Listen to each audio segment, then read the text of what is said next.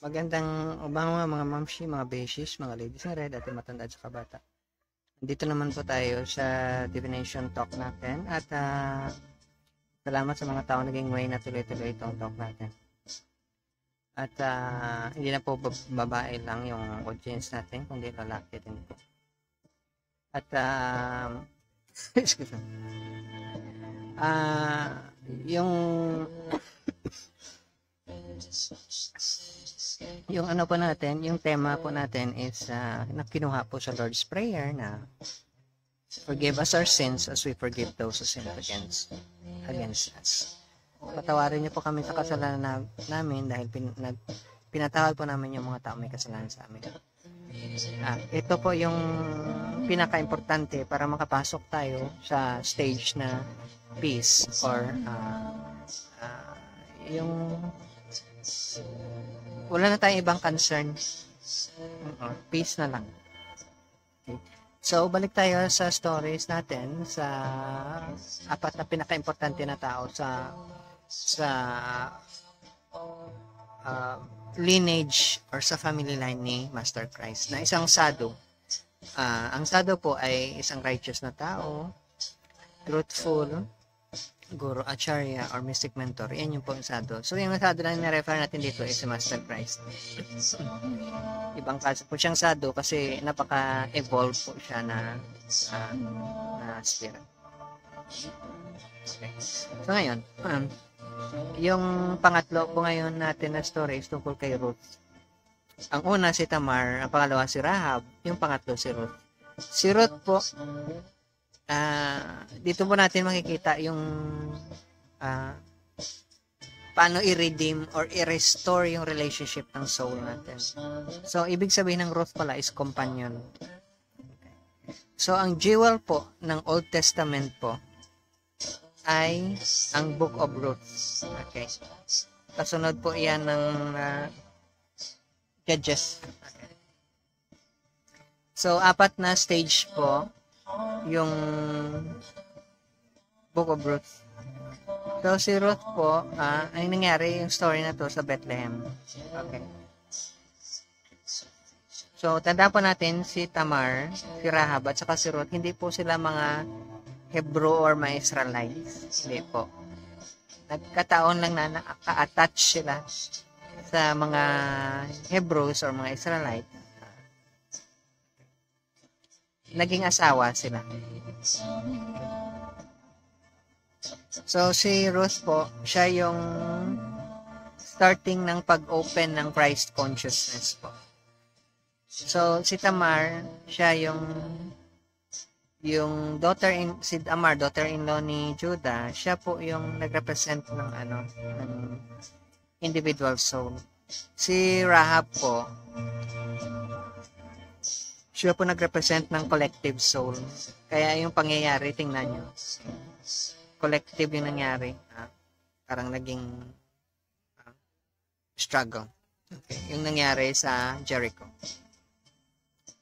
So, yung husband, si Elimelech pala, may wife siya, si Naomi. So, ibig sabihin ng Elimelech is my God is King.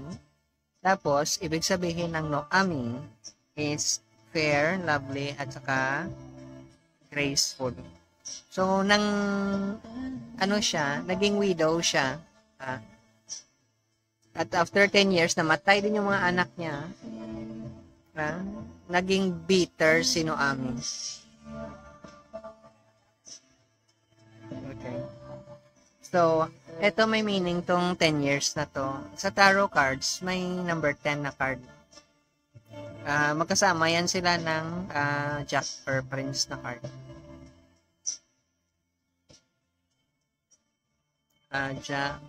Minsan hindi. Magkasama 10, tapos may page, hindi, 10 pala ito yung page, yung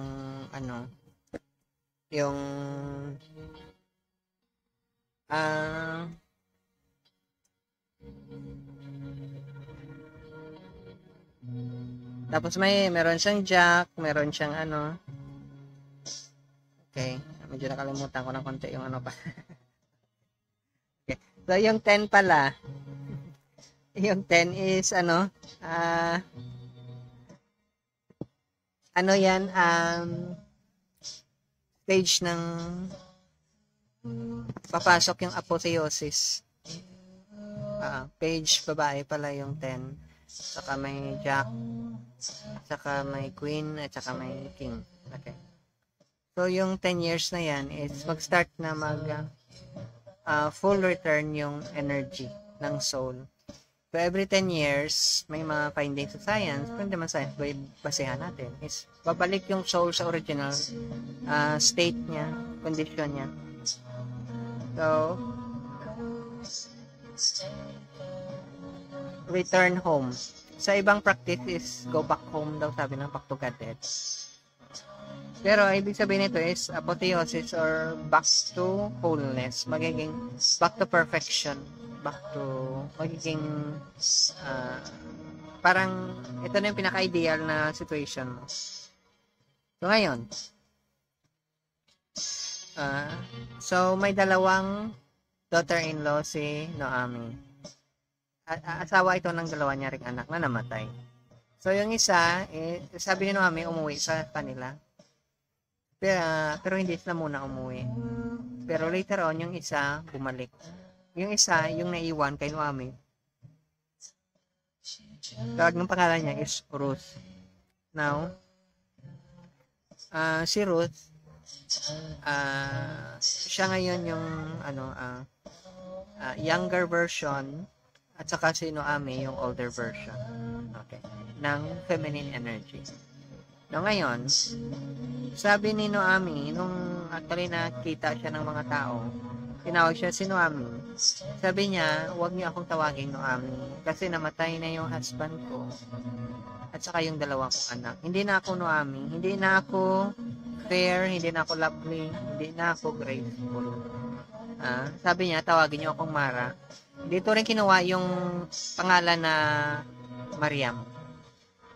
Or Marie.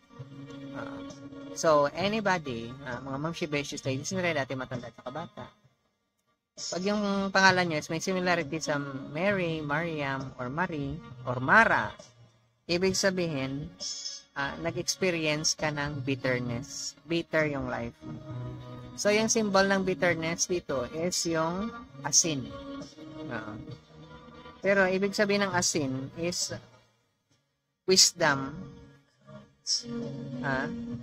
Wisdom siya na napulot natin sa experience natin dahil sa malalim na experience pinagdaanan natin.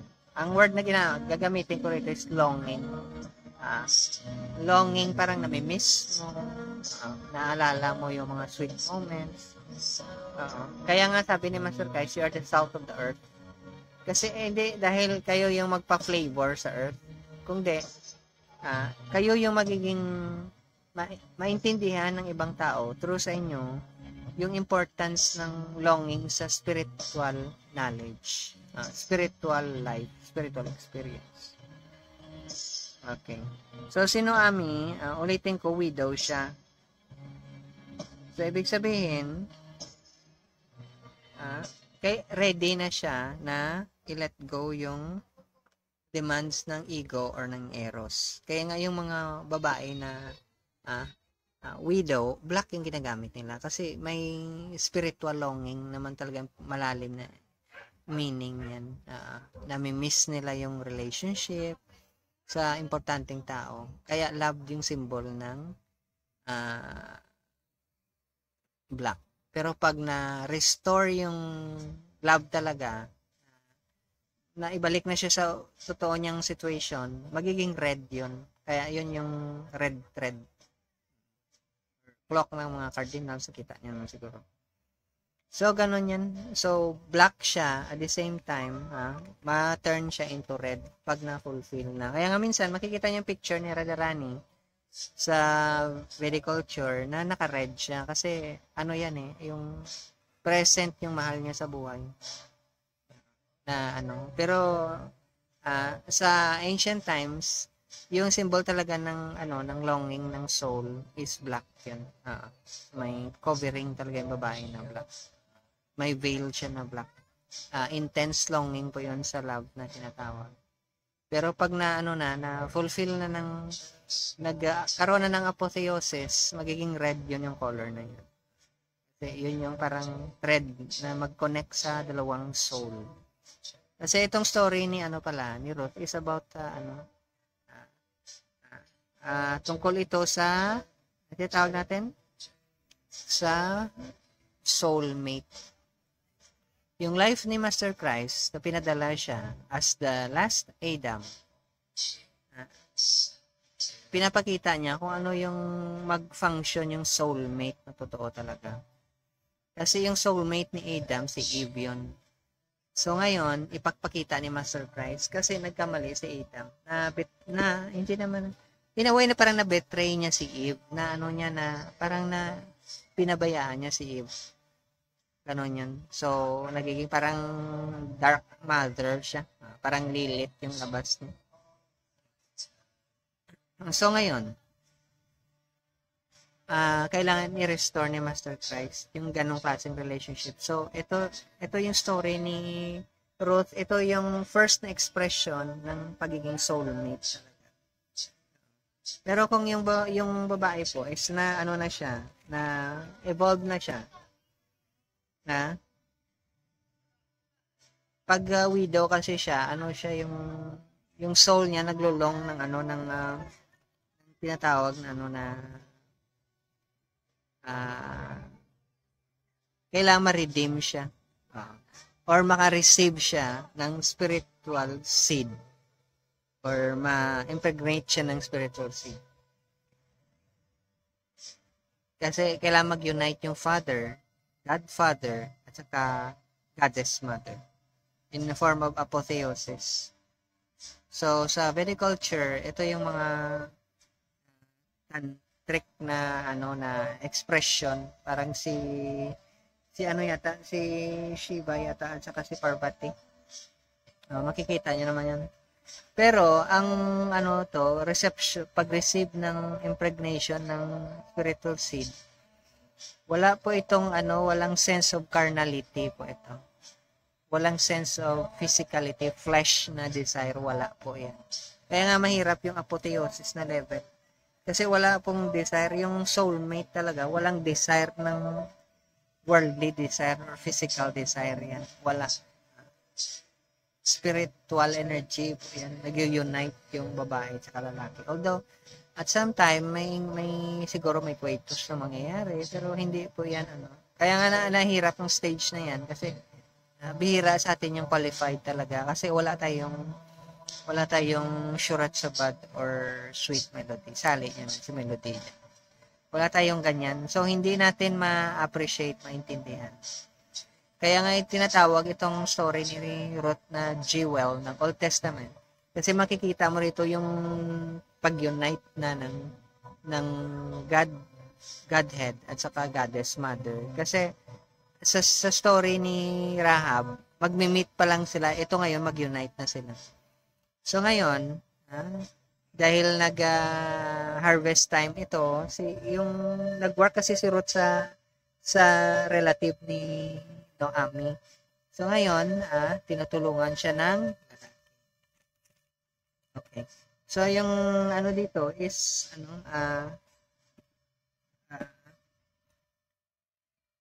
nag-work si Ruth sa lalaki. Okay. Ngayon, ang idea dito is si Boaz, yung lalaki, siya yung symbol ng manhood. Parang prefigure na Master Christ naman. Kasi ang manhood dito sa tanda po natin mga Ma'am Shibeshes, Surete, Matanas Kabata, sa mga handsome, tall, and dark guys. Hindi po physical yung manhood. Hindi po sa palakihan ng braso. Palakihan ng muscle, hindi po yan. Yung manhood na naka-refer, tulad na tawag kay Master Christ, son of man, man at saka woman. Based po ito sa spiritual maturity po. Wala pong ibang basis po. Akala ng iba, pag marami kang pera man ka, maraming babae humabol sa man. Hindi po. Iba yung standard talaga ng man. Ibig sabihin, na-achieve niya yung apotheosis. Ganon yun. Sa person niya mismo. Tapos yung isa dyan is, magkakaroon siya na magiging united siya sa somebody na importante sa kanya. So, yun nangyari. Okay. No, ngayon, ang manhood, hindi po basihan yung pera, physical looks mo, trabaho, education, properties, wala po dyan. Iba po yan sa pag-evolve ng soul. So, kung kayo, Ma'am Shibe, bata, maghanap kayo ng man, hindi bata, man. Yung spiritual evolution po yung basihan yan. Yung pag-evolve ng soul. Ganon din sa babae po.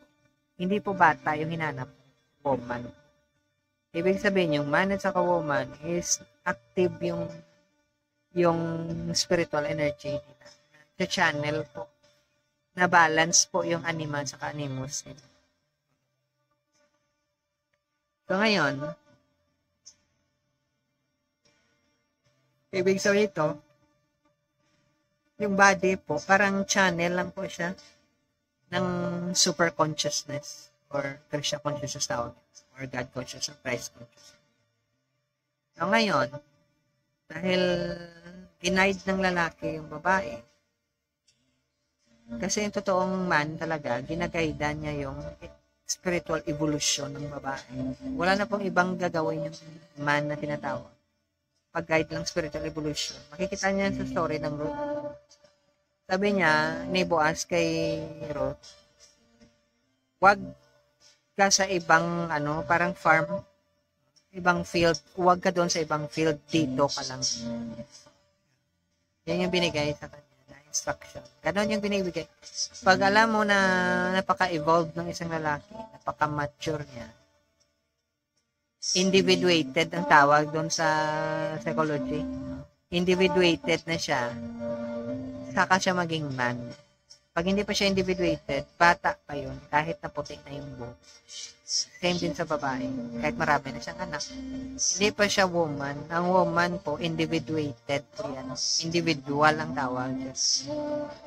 Nagka-experience siya ng oneness. Na inaabot niya yung 10-year na stage na tinatawag. Except dyan, wala po probata. Pero masaya pag probata yung kasama mo, di ba? Nakakatuwa. So, eto na ngayon yung critical na moment. So, night on the threshing floor. Kasi nag-thresh na eh. Yung parang yung bunga, isineseparate na siya. So, ngayon, kumain yung lalaki, nagpahinga siya. Si Naomi naman, as mother, as higher self, woman, tinuruan niya si Ruth as a child. Ito yung gawin mo para mag-transition ka as a woman. So, kakain yung lalaki, magpapahinga siya dyan sa tent niya. So, ngayon, sabi ni Naomi, maglinis ka, i-anoint mo yung self mo, at saka magdamit ka ng maayos. Parte niyan sa mga parables ni Master Christ. Tapos, tandaan mo kung saan siya. Saan siya matutulog. Tapos, sabi niya, doon ka rin humiga. Tapos, pag nakita ka niya, sasabihan niya kung ano yung dapat mong gawin. Uso ngayon yan. Baluktot na. Minsan yung babae matutulog sa bahay ng lalaki. Lajing house yata ngayon yan eh. Okay. O yung lalaki matutulog sa bahay ng babae. Pero yung order talaga na ginagamit dito, isang babae matutulog sa bahay ng lalaki. Ganon yun. So ngayon, ang bigay sa kanya instruction is, sabi niya, ito yung gawin mo before ka magbigay ng proposal mo sa lalaki. Kasi babae yung nagbibigay ng proposal. Kasi babae yung hihingi ng guidance sa lalaki. Kaya nga sa order sa tarot card, queen na sa king. Sa Vedic culture, yung babae yung lalapit sa lalaki through the parents. Okay. So ngayon, ang ginawa ng babae, yung method ganito yan. Matutulog yung lalaki, bubuksan ngayon ng babae yung paanan ng lalaki. Ilabas na yung feet niya at saka doon siya matutulog. Anong ibig sabihin doon? So, mag-surrender yung babae sa lalaki. Ang explanation ng iba dyan is physical manifestation ng love yan. Pero sa Vedic culture, pag nakita mo yung feet ng lalaki or ng master or sadhu, ibig sabihin na pinakita niya sa'yo, ibig sabihin na i-accept ka niya. Accepted ka. Kasi ang blessing doon ang gagaling sa feet. Kaya nga lotus feet minsan ang tawag, feet of the master. So ngayon, ito nangyari, na nakita ni Boaz na natulog si Ruth sa paanan niya. Sabi niya, nagtaka siya siyempre. Pero na nagising si Ruth, in-explain niya yung decision niya na sabi niya, kasi kinsman ka mag-anak naman kita, i-accept mo ako, i-cover mo ako ng ng damit mo. Hindi damit, actually yung binukas na na covering ng paa. I-cover mo ako. Ibig sabihin, protectionan mo ako. Take me as your wife. Protectionan mo ako. I-cover mo ako sa arms mo. Parang gano'n yung ibig niya sabihin. So ngayon, dahil natulog na si Boaz, tulog sila, wala namang ginawa si Boaz sa kanya. Sabi niya, magpahinga ka. At a certain time, sabi niya, mamaya-maya, umalis ka. Pero papadalhan kita ng isang gift. Pinadalhan siya ng grains para sa mother-in-law. Ito na ngayon, yung idea na pag wala kang ulterior motive, wala kang eros talaga na degraded, narcissistic na idea, yung abundance babalik sa'yo. Yun yung idea. You give without expectation. Yan. So ngayon, ito nang pinaka-thrilling na part. Kasi nag-promise si Boaz sa kanya. Dahil hindi naman siya yung pinaka-eldest sa family. Ang nangyari dyan, sabi ni Boaz, kausapin ko muna yung mga elders. Pag hindi ka i-accept ng isa, ng mas may rights sa pinakamalapit, kasi ang marriage dati, pinakamalapit sa family, mga half sister, other first cousin, second cousin, third cousin. Yan, order yan. Ngayon,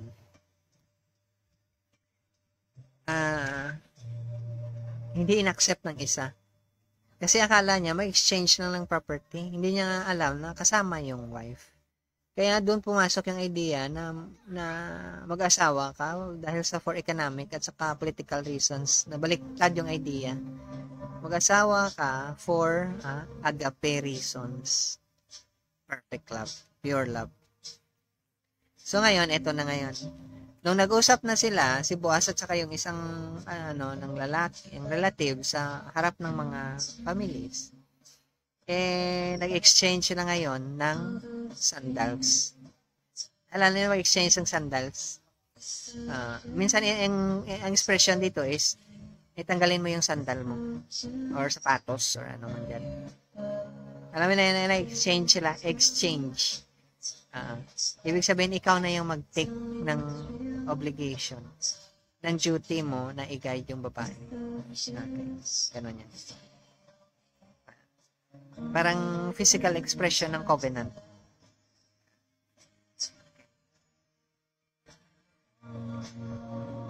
So, ngayon, ang nangyari dyan is may blessing. Alam niyo kung anong blessing? Minsan hindi sinasabi ng iba. Sabi niya, ng blessing, sana maging famous, maging kilala, maging tanyag yung family mo. Katulad kay Perez na anak ni Judah, na anak ni Tamar at saka ni Judah.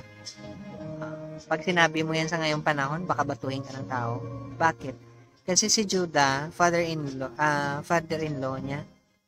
Si Tamar, daughter-in-law yun.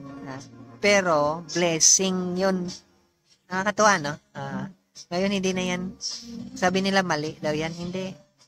Ang blessing na yan na galing sa grandparents, especially sa mga babae, napakalakas po na blessing yan. Mas mabigat pa yan sa blessing ng father. Kaya nga may mga nangyayari minsan sa story sa scripture na parang tinitake over ng babae yung hindi. Hindi po yan tinitake over. Although andun pa rin yung blessing sa lalaki, pero kinukuha yan sa lineage ng mother, hindi po sa lineage ng father. So, ang anak ni Ruth is si Obed, restorer of life. Life restored. So, ngayon, eto na ngayon. Sa spiritual practice, yung mga resika baktas, ganun yan sila.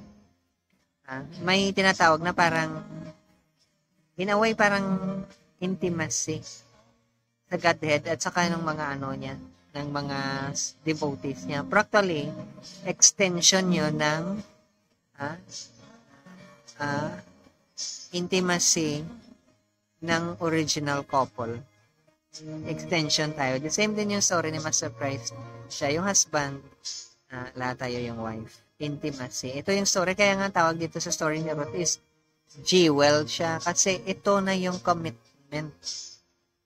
Ito na yung commitment. Pero, teka sandali. Hindi ko yata nabasa sa inyo yung yung soulmate commitment.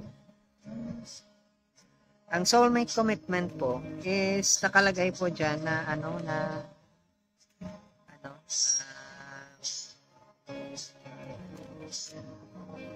kung sino yung Diyos mo, yun din yung Diyos ko. Kung sino yung wino-worship mo, ganon din yung i-worship ko. Tapos, eto pala, ulitin ko. Pakiusap. Huwag mong sabihin sa akin na iwanan mo ako. Ito yung totoong soulmate talaga. Ito yung pledge ng mga soulmates. Huwag mong sabihin na iiwanan kita. At babalik ako sa amin. Ibig sabihin, hindi pwedeng bumalik yung isa na hindi niya kasama yung soulmate niya. Magkasabayan. Yun yung reason bakit si Master Christ, yung bride niya, kailangan kasama niya. Yun yung reason bakit kailangan i-restore ni Master Christ yung bride.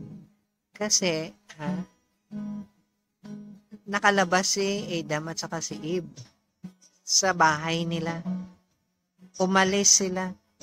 Ganon yun. So, hindi pwede silang ipaghiwalay. Ngayon, kung saan ka pupunta,